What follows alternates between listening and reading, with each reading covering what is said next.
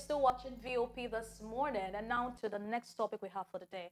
A boat capsized in Niger State early Sunday, killing at least 2,000 people and leaving many others missing amid the frantic rescue effort.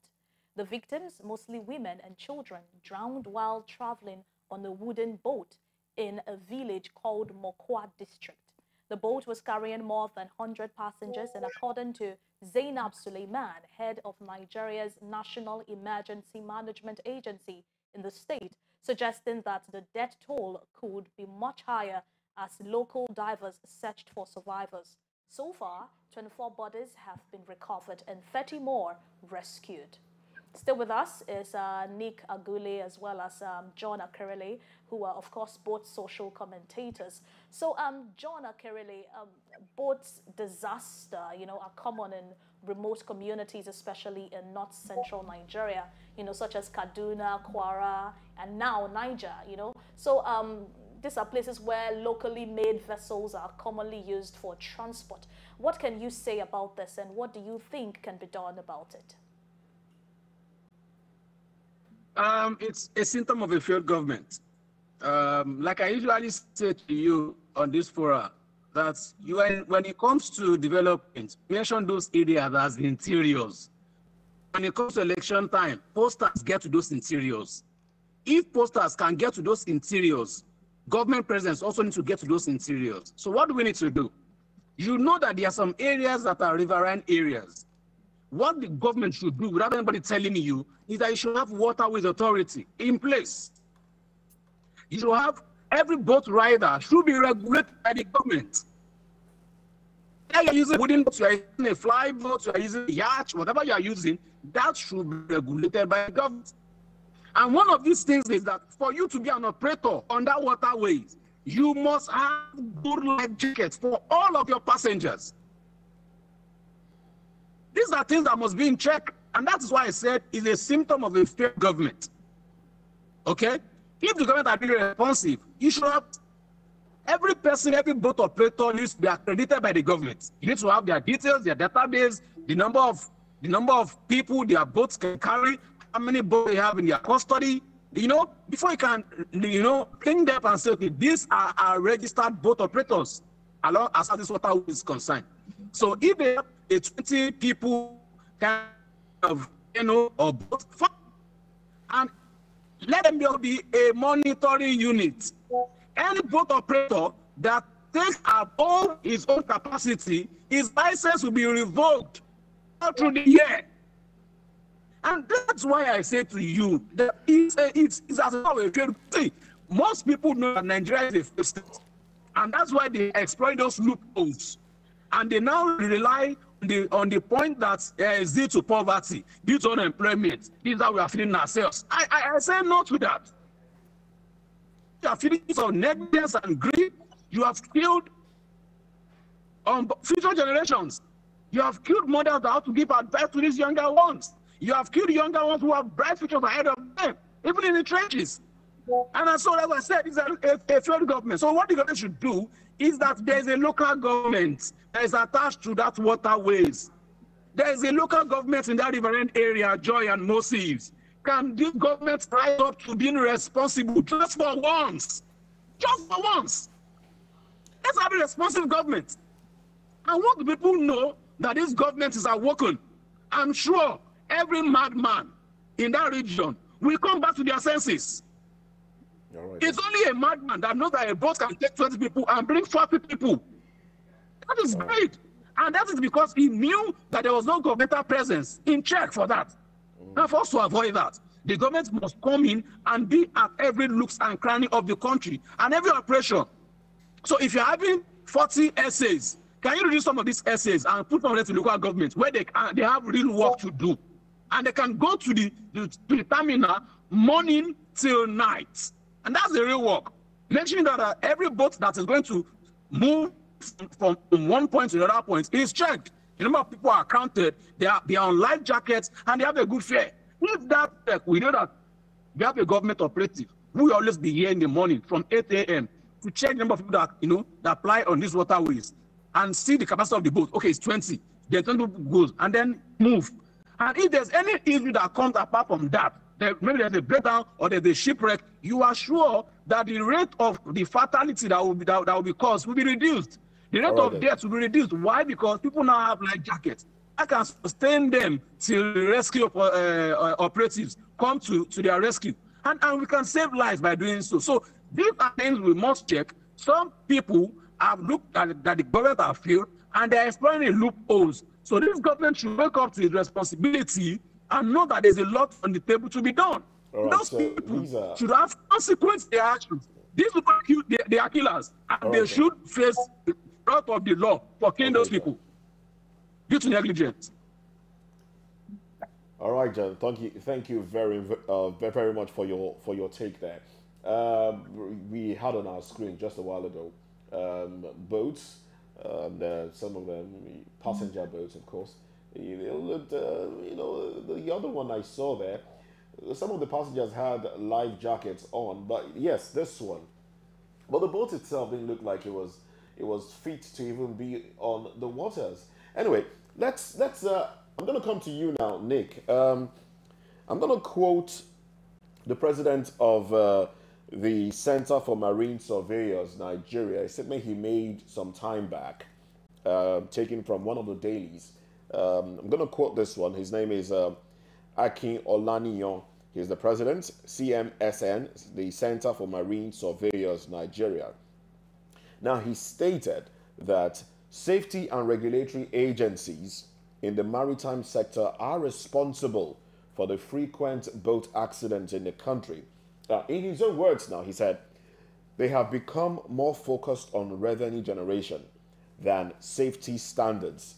Says somebody must be held accountable because the victims of these accidents are the less privileged members of the society. He goes on to say that does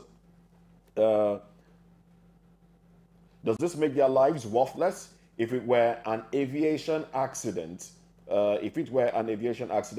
we would have declared a national day of mourning. Now, this statement was made some time back when there was a similar boat accident. Nick, this statement coming from the president of CMSN, Akin Olaniyan. CMSN is the Center for Marine Surveyors, Nigeria. How do you receive this statement that the deaths that take place on our waterways can be blamed on the agencies of government, because they pay more attention to revenue. All right, revenue. Joy, what do you make of this? I mean, a situation whereby all you care about is generating revenue. It's not about you're not even concerned. Okay. For instance, now, John did say something as to overloading. Somebody somewhere, okay, this boat can take 20 people, and you're loading 40 people. There will be somebody, because they pay dues. Of course, they do. These guys pay dues. So there's somebody somewhere, okay, you don't load, you don't finish, okay, or you pay. You see the number of people, this is more than, just pay me. Yeah. When are you sure this cannot, this is still linking back to what we're talking about, corruption in Nigeria.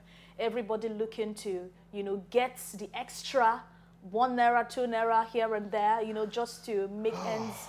I don't know if it's to make ends meet or just to make some extra cash on the side. Government itself is interested in revenue. It's really a sad one. Well, Nick, I was going to ask you that question. I don't know if Nick is back in, but I hear that John is in with us. John, I don't know if you heard the question. Hello, John.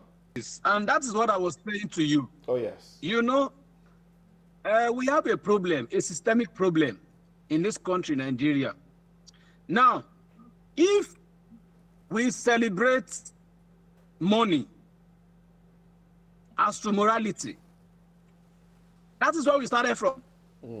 Somebody who is not well educated. There's a song before in this country. That song is even in extinction now.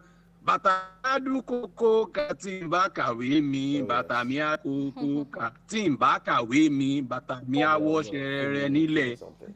But that song now is thrown into the bin. So we have people who are not even educated and they find their way into corridors of power and they become overnight millionaires. All of a sudden wealth. With the accelerated, but we are not asking questions. And that's where we lost it as a society. We lost it as a people. And it's from the top. Somebody, steal $200 million, and then you tell him to go for plea bargaining and return $100 million. And the $100 million they can share within their cronies. These are some of the things, and people look up to them as role models because they also have followers. And the followers are now looking for their own loopholes. Anywhere they can grab their own portion, let them grab. And that is what has trickled down even to that interior of the interior. And that's why I said that we should have inspirational kind of leadership, that it will be seen, to be visible to the people that our leaders themselves are cutting down on cost of governance. Our leaders of them are being modest. But reverses now, just like Mr. Nick was saying, there was somebody who was in charge of that, but because Moses, that guy who was in charge, who was on duty that morning, nothing was able to him. Why? Because he has a godfather somewhere. Maybe he's in the Senate, maybe he's in the House of Rep, maybe he's in the State House. He never can tell. And that was some of the slot that was given to him as a political jobber. So that slot is a secure slot that cannot be taken away. So this person can just be, spoken to and just giving a spot at the back and you come back to duty. So John, we must look at how we can have an institution that brings about. all right, John.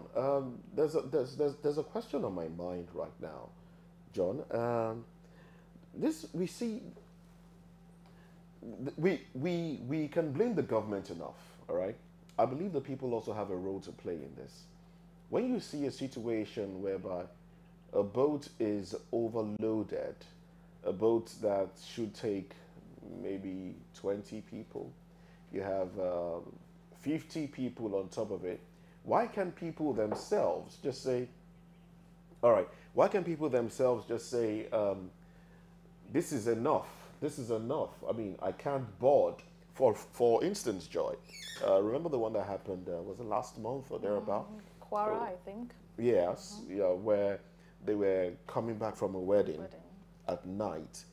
There were 300 people on a boat. Overloading. I don't know how big that boat was, but a boat that had 300 people. And they had that no was life jackets on. You cannot have 300 life Jackets. jackets. That was way above the number. And another thing that was of concern to me when I read up on that one was the fact that they were traveling at 3 a.m. It was dark. All right? Oh dear. 3 a.m. it was dark. Aside from it being dark, the waters, the tides are the higher boat, than, of course, tides and then are the high. boat hit a log on the water, and the boat split in two. All right, the boat hit a log, broke in two. So at 3 a.m., it took people around to dive in and try to rescue as many as they could. But the role of the people is my concern. Like, How don't do you people see- value their own lives? Yes. How do you see now for that wedding? They got to the venue by Okada, but decided to go back by boat. The most of them because they had to get back to their different places. This one that happened over the weekend was they had been displaced by a dam, I think the Jebba Dam or something, in that area, and they were going back to their farms. They had been displaced already, leaving elsewhere, but going back to their farms. Who overlooks the waterways now? Who should it be its responsibility? We see water hyacinth on the waters most times. We see logs, some of them placed there, but some of them drift beyond where they are supposed to be. And these things can cause accidents, especially in the dark. Whose responsibility is it to ensure that, look, the waterways are clear enough? All right? I'd like you guys to, let me know your thoughts on this. Whose responsibility should it be so these accidents can be reduced to the barest? Nick, please, if you're there. So since if you ask me this question, Okay, John, go ahead, John. Go ahead. Is the responsibility of the government. It's the government. See, the government is the alpha and omega of any country. Okay? Now, this is it. He also do, why I'm saying the government is because everything will come back to the government's table. Now, how did a log get into the water? That's for herself. Is it that when they went to go and cut down some trees and they were moving those trees by canoe, some of the trees fell into the water and they left it? Because that log did not just, grow in the water there. It's as a result of man effort. The water did not have something like that. Water should just be free. Okay? But human effort bring all of these things. And these are human induced accidents. And that it can be avoided when the government says we are taking our position, we are taking our stand. And that's why you have waterways authorities. It is their job to make sure that the waterway is safe. It is their job to regulate transporters and operators in the waterway scheme. It is their job to make sure that people who are passengers of waterways are safe. It is their job to know the timing, and say that from this time to this time, you cannot fly this waterway because it's not safe. It is their job to give predictions to people as to weather conditions and how it's going to affect the waves of the water. These are things that are done in saner lands. We can do it in Nigeria, and we can even do it better. Okay? This will also help us to congest the traffic on the road. But because we have that problem we still have is that political will. That is the problem. Else don't roll in Nigeria. It's only in Nigeria you see a minister who is alleged of being fraudulent, of inflating a budget, and at the end of the day, he still sit down and tell you, let's meet in court. It is in Nigeria you see somebody whose vessel was apprehended because it's taken by Tanzita that they stole crude and then is arrested and the vessel is being destroyed, even though I'm against destroying the vessel because you don't even get to the root of the matter. Now, the same person, the owner of the vessel, is having the effort to even sue the government for burning his vessel. That is the kind of society we have, and that's the problem. And that's why I said the government must first purge itself. Okay. And once the government purge itself, the people will understand a clear message that it is no longer business as usual in Nigeria. Right, and others who want to explore such loopholes will not have a way to go. All right, then. Thank you very much, John. Thank you. Nick, are you still with us? Yes, I'm still here. Okay. How do you think the authorities, what is done is done. This has already happened. Now, going forward, what do you think the government or the authorities, should do in order to address the aftermath of such incidents when it comes to, the provision of assistance to the affected families? Thank you very much for that question. First of all, I would like to pass my condolences to the families of those who were lost in this needless accident. And it is sad to sometimes analyzing Nigeria can actually get you depressed. That's the kind of problem we face in this country. Because this boat accident that has happened and claimed these lives, it is not about whether it will happen again. It is just about when will it happen and where, because it's going to happen. It has happened before. In fact, I was reading on Facebook that another one actually happened in Adamawa State.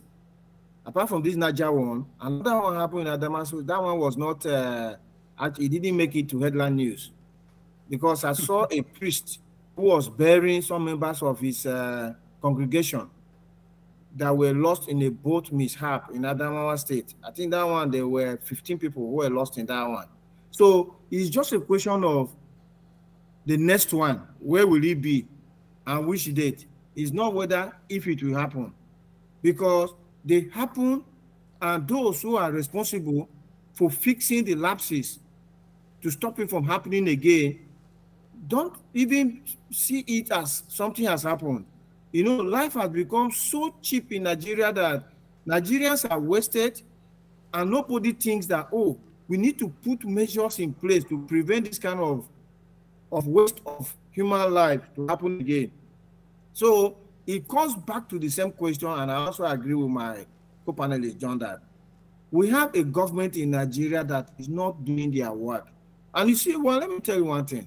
If the government is not doing their work, it behoves on us, Nigerian citizens, to hold government's feet to the fire, to hold government accountable. I keep telling people that even in the advanced world, like in the UK, where I'm speaking to you now, they are getting good governance because the people's eyes are on those that they have elected, 100%. In Nigeria, we think that public servants or civil servants are actually public masters and civil masters. The word servant is lost on us, just as it's lost on the servants themselves. These guys are our servants. We cannot continue in a country where people are into government, they are not doing what they are expected to do, and we leave them there. If we continue like this is how we continue to suffer until each one of us is going to depart from the face of this earth. We just have to mobilize ourselves and demand accountability from government officials. For me, that is where it should start. All right, then. Thank you very much, Nick Agule, and big thanks to John Akirili as well for staying with us on the program. We appreciate you for your time. Well, we'll now go over to business, and we'll touch on entertainment and sports before we drop anchor today on VOP this morning. Now, going straight to the world of business now. At least 4 banks, according to their financial results, have recorded 478 billion naira non-performing loans during the first half of this year. Specifically, Guaranty Trust Bank Holding PLC, that's GT Co., FBN Holdings PLC, and 2 other banks reported 478.93 billion naira non-performing loans by value in the half year ended June 2023, an increase of nearly 16% from 413.36 billion naira reported in the full year ended December 31, 2022. The other 2 banks are FCMB Group PLC and Fidelity Bank PLC, with about 4.3% NPL ratio and 5.26 trillion naira gross loans and advances. FBN Holdings reported 226.24 billion naira NPL by value in H1 2023 and 204.29 billion naira reported in 2022. The holdings declared 5.4% NPL ratio and 3.79 trillion naira gross loans and advances in the 2022 financial year, while GT Co declared 115.29 billion naira NPL by value as of H1 2023 from 102.37 billion naira reported in the 2022 financial year. The Nigeria Extractive Industries Transparency Initiative has stated that the 36 states of the Federation received about 1.51 trillion naira, or 34.5% of the total 4.37 trillion naira shared by the 3 tiers of the government between January and June 2023 on Sunday. It disclosed this in its second quarter 2023 Federation Accounts Statutory Revenue Allocations Report released in Abuja. The report showed the states received about 817.79 billion naira from the 2.32 trillion naira total distributable allocation in the first quarter and 688.2 billion naira of the 2.04 trillion naira allocation in the second quarter. It stated that a 12% decline in the overall allocation in the second quarter resulted in a 15.8% reduction in the share to the states in the first quarter, from 817.8 billion naira to 688.2 billion naira. Now, despite the decline in the overall allocation, the report noted that the share of the state allocations exceeded that of the federal government when the 13% derivation revenue was added. Apart from the share of the statutory allocations, the report said the 9 oil-producing states, namely Abia, Akwa Ibom, Anambra, Bayelsa, Delta, Edo, Imo, Ondo, and Rivers states received additional allocations as their share of the 13% derivation revenue to bring their total receipts to about 869.09 trillion naira. And that's it for business today. We'll take a break. When we come back, we'll have entertainment and sports. Stay with us.